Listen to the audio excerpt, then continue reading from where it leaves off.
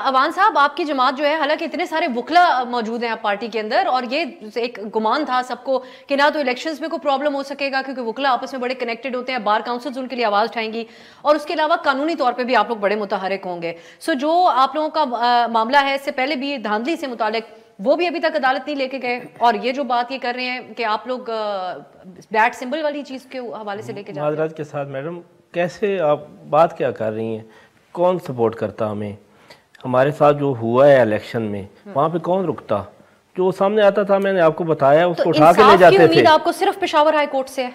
नहीं, हमें तो इंसाफ की उम्मीद हर पाकिस्तानी अदालत से है, लेकिन बाद में पहले ही आपकी बात का जवाब दे रहा हूँ कि हमारे लिए बार काउंसिल या कोई कैसे खड़ा होता जब हमारे साथ जो कुछ इलेक्शन में हो रहा था, जो बंदा सामने आता था वो दूसरे दिन नहीं होता था। नहीं, वो वकला को टिकट देने की स्ट्रेटजी के एतबार से मैंने पूछा कि कुछ तो श्योरिटी होगी कि फायदा क्या होगा। अब भी मैं आपको बताऊं कि ऐवान में जो मौजूद हैं उनमें से काफ़ी वकील हैं, और उनके पीछे सिर्फ वो बारें थी जो खड़ी हो गई और उन्होंने अपना रिजल्ट ले लिया। मैंने अपना रिजल्ट अपनी बार के जोर पर लिया है, और बेशक मेरे वहाँ पे वर्कर भी बहुत ज़्यादा इकट्ठे 20,000 30,000 हो गए थे, लेकिन बार के जोर पे लिया है मैंने रिजल्ट। मुझे भी नहीं दे रहे थे, हरा रहे थे मुझे, और इसी तरह हरा दिया गया है हमारे 87 से ज़्यादा लोगों को जो यहाँ तक पहुँचे हैं। उनमें से मोस्टली वकील हैं, उनके पीछे बारें खड़ी थी, थोड़ा बहुत आसरा उनको था तो वो यहाँ तक आए हैं, अदरवाइज ना पहुँचते।